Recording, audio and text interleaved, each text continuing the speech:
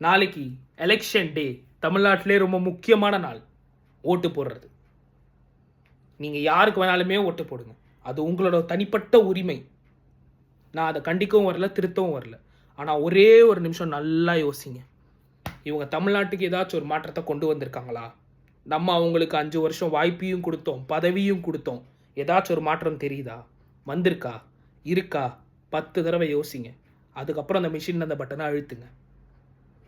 ஒரு மனுஷன் சினிமா, காசு, பேர், புகழ் எல்லாத்தையும் விட்டுட்டு மக்களுக்காக சேவை செய்கிறேன்னு வந்திருக்காரு. நமக்காக தமிழ்நாட்டுக்கு ஒரு மாற்றத்தை கொண்டு வரணும்னு வந்திருக்காரு. இதை நான் அவரை ப்ரமோஷன் பண்ணுறதுக்கெல்லாம் சொல்லவே இல்லை. அவருக்கு இருக்காத ப்ரமோஷனே இல்லை.